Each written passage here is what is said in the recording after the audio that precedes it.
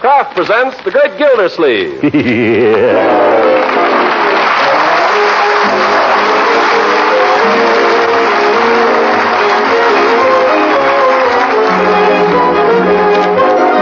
Kraft Cheese Company will also bring you Bing Crosby every Thursday night. Present each week at this time Harold Peary as The Great Gildersleeve, written by John Whedon and Sam Moore. We'll hear from The Great Gildersleeve in just a moment. But first, if you live in the South, you've probably already harvested many good things from your victory garden. If you live in the North, the first tender green shoots are pushing their way through the soil. Wherever you live, the chances are you're congratulating yourself on hard work that's worth it because you're providing your family with wholesome, good-tasting food. Kraft, the makers of Parquet margarine, get much the same feeling of satisfaction, too, in making a food that fits in so well with your cash and ration stamp budgets. For Parquet margarine requires just 5 red ration points a pound. And besides being a delicious, appetizing spread for bread, it's also a fine seasoning that'll add delicate extra flavor to garden vegetables served piping hot on your table. Yes, and Parquet is a real flavor shortening for your home baking, and it's grand for pan frying, too. What's more, Parquet is one of the best energy foods you can serve, and it contains vitamin A.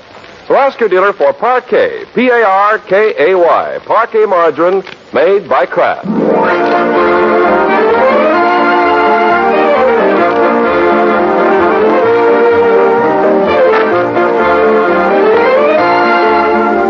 Now let's join the Great Gildersleeve in Summerfield. It's a beautiful Saturday morning in May, the kind of a Saturday morning that makes a man think twice before he starts down to the office. Mr. Gildersleeve, who is strictly human, has thought twice and is about to think again when the doorbell rings. Oh, who the... I think it's a postman, Leroy. Postman? Gee, maybe he's got my stuff. Huh? Hi, Mr. Underwood. Hello there, young fellow. I've got something for you if you've got 97 cents for me. 97? Just a second. Say, could I have my allowance now, please? Well, I guess so. Let me see. I haven't got 50 cents in change. Is that so? That's funny. I was about to ask for a slight advance anyhow. Isn't that funny? Yeah, very funny. Say, hurry up, son. The United States mail waits for no man. Well, please, just once. It's an emergency. Well, all right. Here, pay the man, and we'll discuss it later. Gee, thanks, Unc. Here's the money, Mr. Underwood. All right, Sonny, thanks. Oh, boy, this is it. From the Lincoln Novelty Company. Wait a minute. I thought this was an emergency. Well, it is. Tomorrow's Tom Ladd's birthday. Oh. So, naturally, I had to get him some kind of remembrance, something worthwhile. What'd you get him? Oh, a few novelties. Novelties? What are they, Leroy? Oh, just little things a boy would like. Young man, let me see that package. Oh, no, Unc. From the Lincoln Novelty Company, the boy's best friend since 1878. What are you buying from him, Leroy? Oh, it's the greatest thing you ever saw. You put it in your mouth and you can throw your voice anywhere. It makes you a regular ventriloquist. Leroy, I bought one of those things 25 years ago, and it's no good. Gosh, what do you expect for a dime, Edgar Bergen? Besides, they've improved it. Never mind. That's a dime. Now, what else did you spend the money for? Well, there's this certain powder. Yeah, sneezing powder? Partly. Itching powder? Yeah. Did you try that too, Unc? Yeah, but you won't. My father gave me a licking I'll never forget for that. Well, I guess parents didn't understand children in those days, did they, Unc? I think they understood him pretty well, Leroy. I'm going to explain a few things to you right now. Oh, for corn's sake. Just because I want to borrow 47 cents. It's not the 47 cents, my boy. It's your whole conception of money. Where it comes from, what it's for. Now, if you had a job, as many boys do at your age... Can I get a job, Unc? I think it'd do you good. Teach you the value of $1, the dignity of honest labor. I think it'd be fine for you to get a job, Leroy. Earn $1 or $2 every week, perhaps. $1 or $2? Are you kidding? I can go right down to the cartridge factory and knock off $37.50 every Saturday. What? Well, that's what Hector Briggs makes. Never mind. You'll get a part-time job that you can handle after school, or you'll have none. Now, do you want it? Oh, sure, it's better than nothing. Well, where am I going to get one? I'll get one for you. Oh, my goodness, it's 11 o'clock. If I don't get to work pretty soon, people will say I'm a part-time water commissioner. Don't worry, Leroy. I'll get you a job.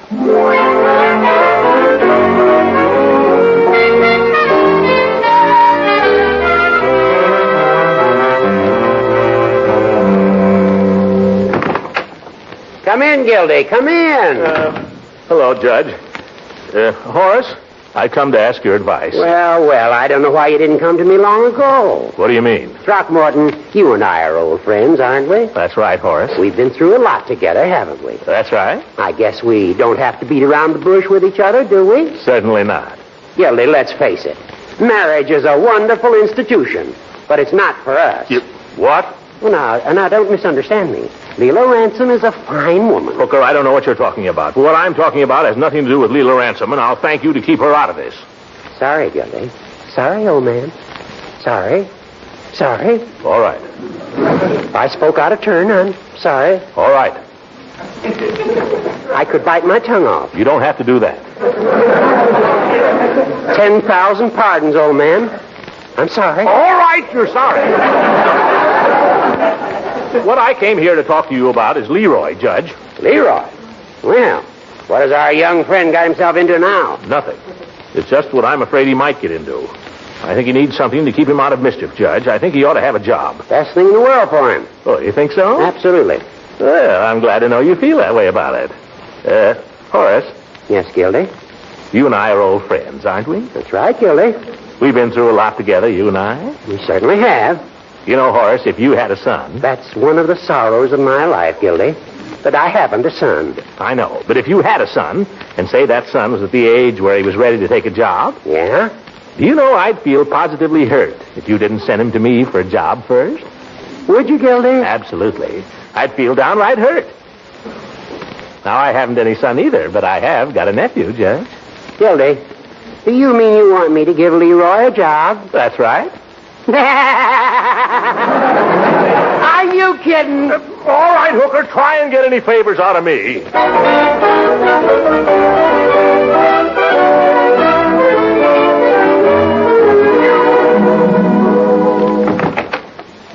That you, Unc? Yes, Leroy.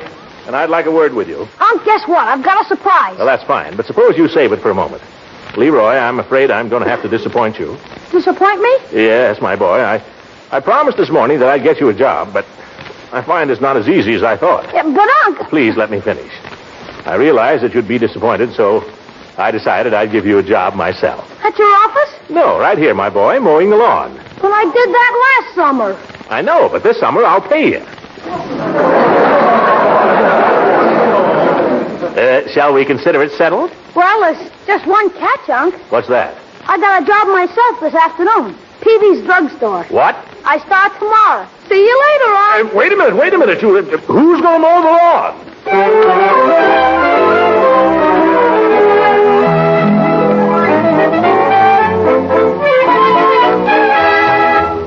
Leroy. Leroy. Yes, Mr. Peavy. Just straightening out the magazines here. I'll have them fixed in 2 shakes. That's all right. You go ahead and read the comics if you want. No harm in that. I just wanted to say I'm going to leave you in charge here for a few minutes. Oh, boy, my big opportunity. Well, no, I wouldn't say that. I'll only be a minute. I just got a little errand for Mrs. Peavy before the butcher shop closes. Veal cutlet. Well, I'll take your time, Mr. Peavy. I can handle the store. I think you can. There's just 1 or 2 things before I go, if you don't mind, Leroy. Yes, sir? I've noticed when you answer the phone, you've been saying Peavy's Pharmacy. Oh, don't you like that? Well, no, I think that's a little flashy. I prefer just a very conservative hello. Oh, all right, Mr. Peavy. I'll remember. And the only other thing is this. Don't prescribe for people. Oh. I thought that was what druggists were for. Pharmacists, Leroy. We are pharmacists. Oh, I forgot. No, we never prescribe. I made an arrangement to that effect with Dr. Pettibone some years ago. We agreed that I wouldn't try to cure his patients and he wouldn't make any ice cream sodas. Just be careful, that's all. Oh, hello, Piggy. Hiya, Mr. Peavy. Hi, Leroy. Hi. I guess I can trust you to wait on your young friend here, Leroy. I'll be back shortly. Hey, you, put down that comic book. I'm just looking at it. Well, don't. I just finished straightening up those magazines. I could look at it if I want to, not unless I say so. I'm in charge here. Oh, Who says so? I say so. Who are you? You'll find out. Listen, Banks, drop that book. Okay. Keep your hands off things, see? I'm in charge here. I'm responsible. Don't want to look at your old comics anyway. I've read them all. And don't be swinging on that seat. You're liable to bust it. Come on. What do you want here? I want some candy. How much money you got? Oh, don't worry. I've got the money. More money than you'll ever see. Oh, yeah? You know how much money I make here? $3 a week. Yeah. I do. And you know how much that is in a year? About $150. Gosh.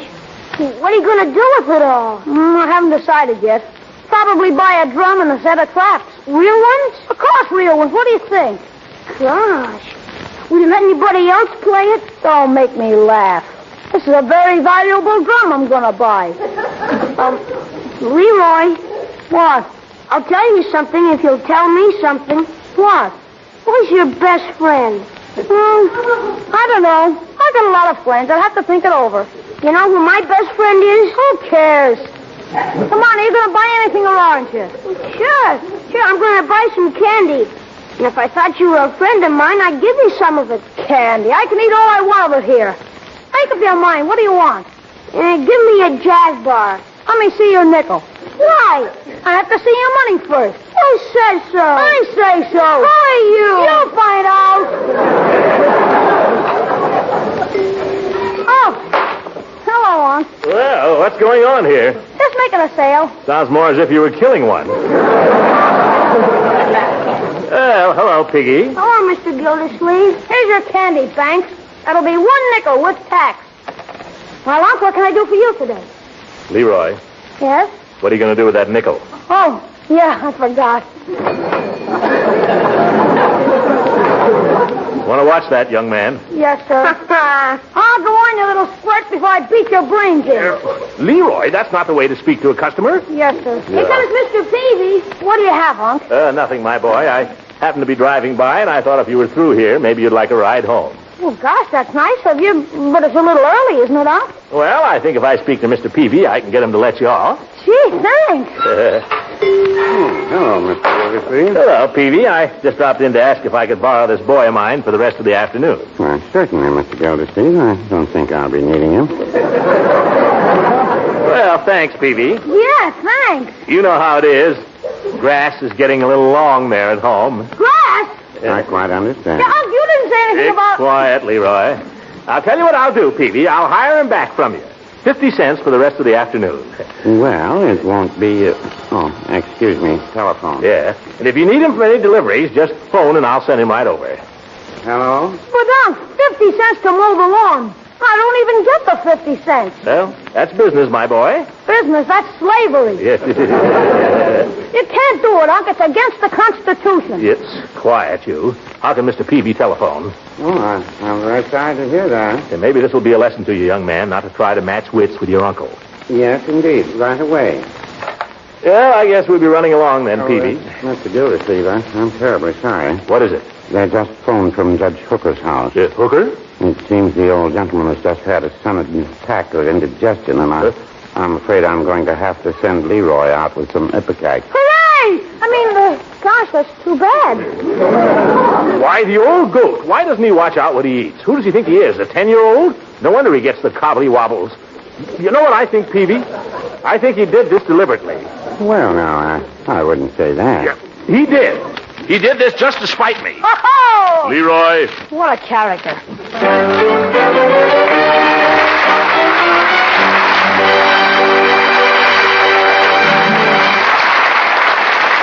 The Great Gildersleeve will be with us again in a few seconds. Now, I believe I've said all I need to about Parquet, the delicious margarine made by Kraft. You know it's nourishing, and you know it tastes good. So now I'm going to talk about the men and women behind the counter in your favorite food store. I'm going to talk about them because they deserve a word of praise for the perfectly marvelous job they're doing in these trying times.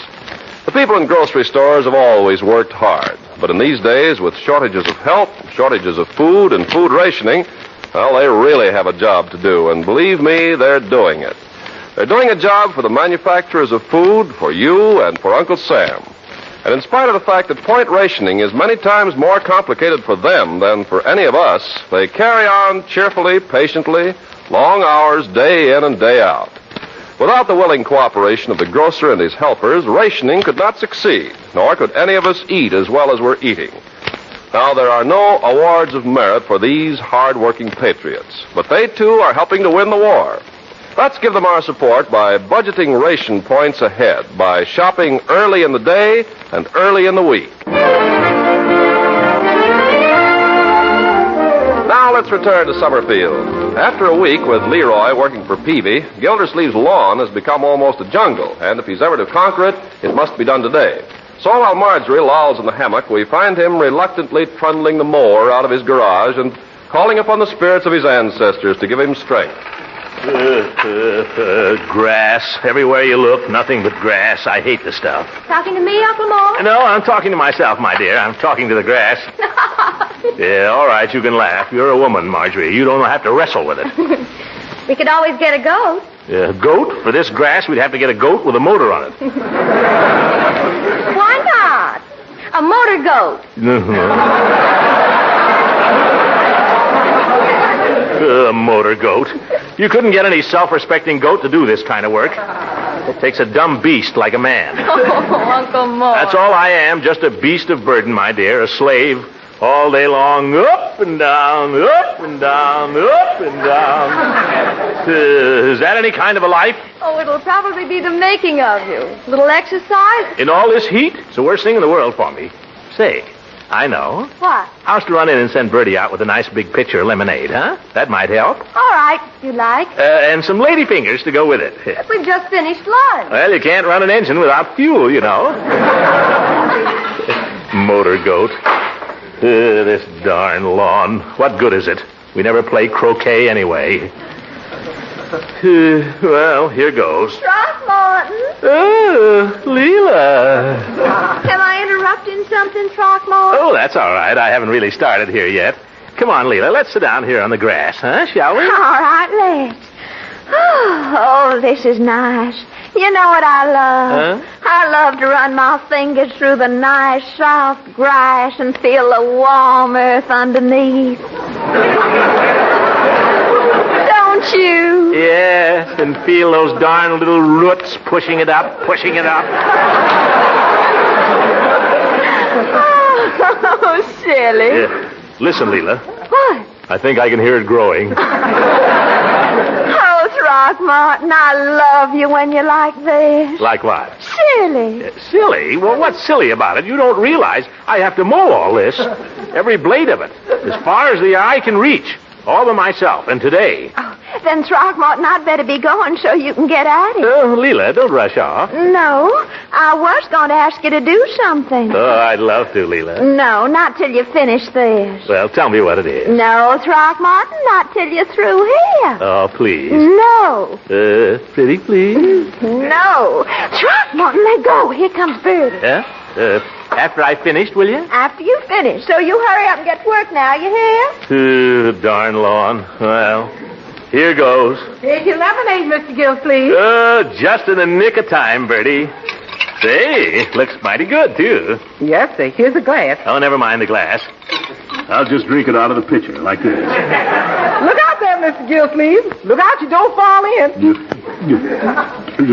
What a man. Mr. Gildersleeve, you better come up for air. I tell you, there's nothing like a pitcher of lemonade after a hard day's mowing. Pretty good before it, too. Yeah. Yeah, you're right, Bertie. Say, by the way, Bertie. Yes, sir. Tell me something. Don't you get awfully tired of staying in that hot kitchen all day long? Well, sir, I was mostly brung up in hot kitchens, so I guess I'm kind of used to it. My blood got thinned out or something. Yeah. Wouldn't you like to get outdoors once in a while and get a little fresh air? Oh, Mr. Gildersleeve, it's so long now since I had any fresh air, I don't know how I could handle it. Nonsense. Fresh air is good for you, Bertie. Yes, sir? Do you know anything about lawnmowers, Bertie? Well, yes, sir. I know the main thing about them. What's that? Keep away from them.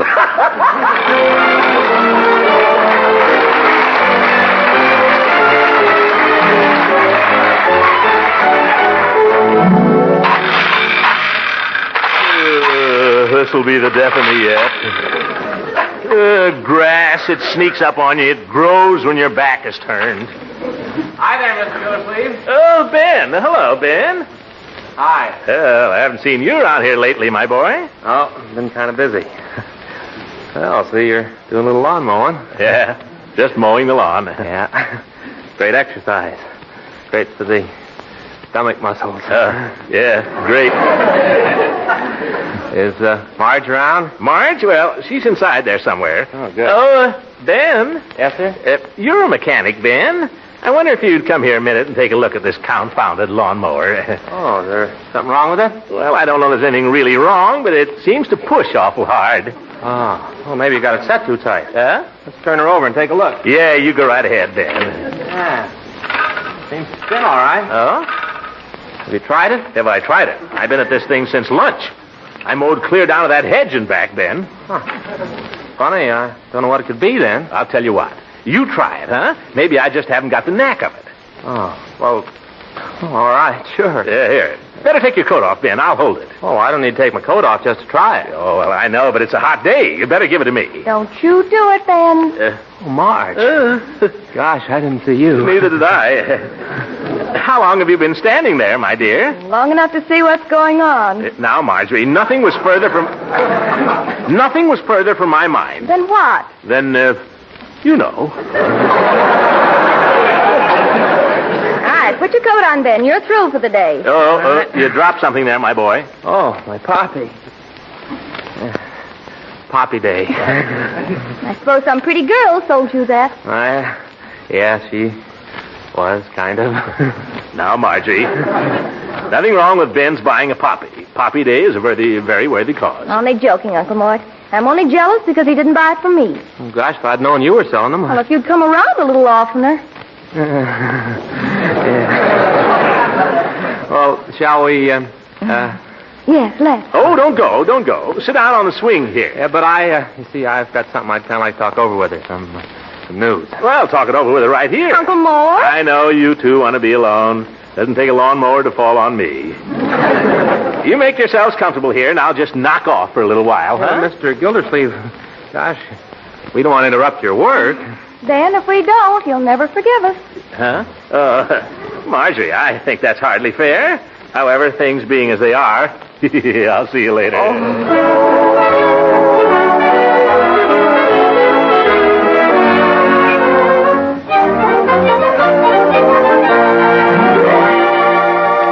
Marjorie, when are we going to have supper? I'm half starved. We'll have it just as soon as Leroy arrives, Uncle Mort. Leroy? It's Leroy this and Leroy that. Who the dickens is Leroy? He's the kid that used to mow the lawn, remember? Yeah, and he'll mow it again, too. Well, let's be nice to him when he gets home. All right. After all, it's his first week's work, and that's a pretty big milestone for a boy. Is Leroy working? Mm-hmm. He's been working for Mr. Peavy this week, Ben. Oh, soda jerk? Well, something like that. Now, Uncle Mort, I'll bet Leroy learns plenty in that drugstore. That's ridiculous. Oh, yes, he will. I'll bet you that when he... Hi, everybody! Oh, thank goodness. Bertie! Bertie! I heard him too, Mr. Gildersleeve. All right. Hi, folks. The toiler is home from his toil. Who's going to get my pipe and slippers? Young man, I want you to get this through your head. You're no more important than anyone else in this house. Well, now, I wouldn't say that. Uncle Mort, did I hear you say you wouldn't learn anything from Mr. Peavy? Yeah, I take it all back, my dear. I'm sorry I'm late, folks, but wait till you see what I've got.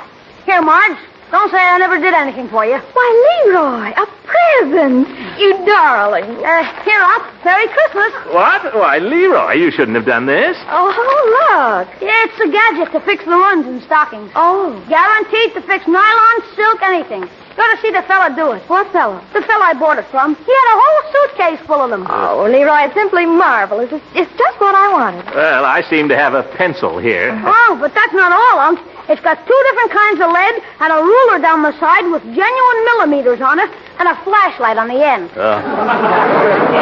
What, no banjo?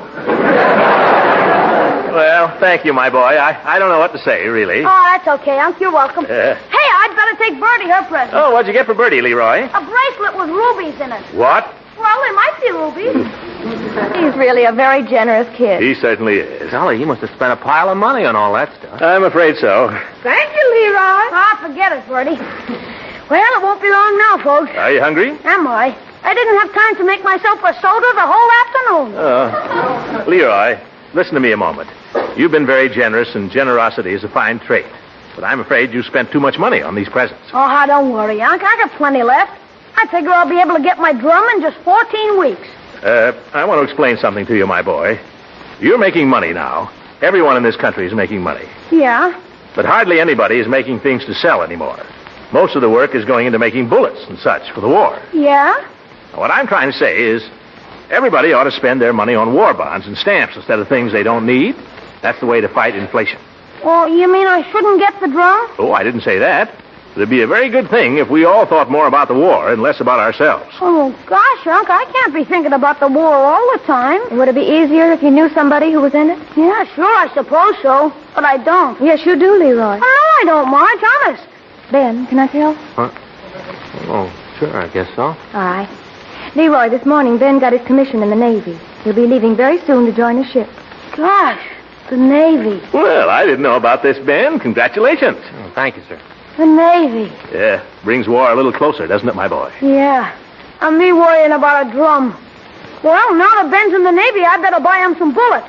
I'll buy bonds, Unc. Yeah, now you're talking like a grown-up man, Leroy, and I'm proud of you.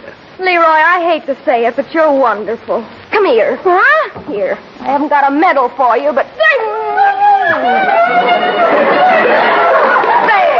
Oh, gosh. What's the idea of kissing people like that? No wonder Ben is joining the Navy.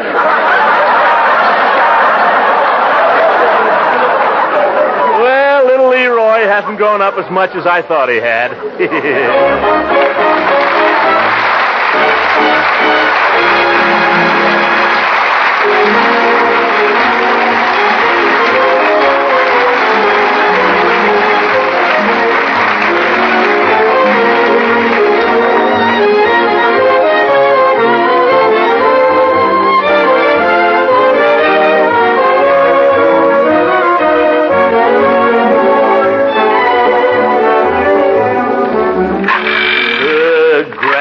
What good is it? You can't eat it. You can't sell grass. All you can do is mow it. Oh, these darn mosquitoes. Oh, brother, this has been one of my bad days. Throckmorton. Oh, that's you, Leela? I've been expecting you all afternoon, Throckmorton. What happened? Oh, nothing happened, Leela. I've been working here like a dog. But by George, enough is enough. I'm quitting right now. What is it you want me to do, Leela? Oh, well, it's too late now, Throckmorton. Oh, no, it's not, Leela. Oh, but it is. Leela, don't be like that. It's never too late. A man's got to have a little fun. What is it you were going to suggest that we do? Well, I thought if you got through with your lawn in time, maybe you'd help me with mine. That's all. Good night, everybody.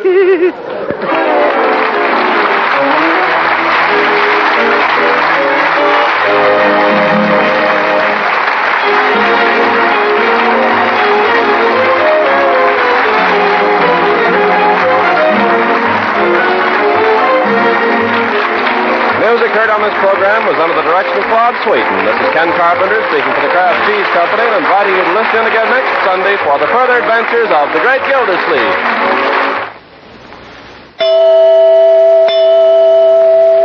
Lots of you ladies are having to use ingenuity these days to make the main dish hearty. Well, here's a very clever trick. Serve a small amount of meat or chicken or eggs or vegetables creamed in a licking good macaroni and cheese ring. And make that ring the fast way with Kraft Dinner in only 7 minutes cooking time. The Kraft Dinner macaroni is a special kind that cooks fluffy tender just in boiling water. The Kraft grated in each Kraft Dinner box puts the cheese flavor through and through the macaroni in a jiffy.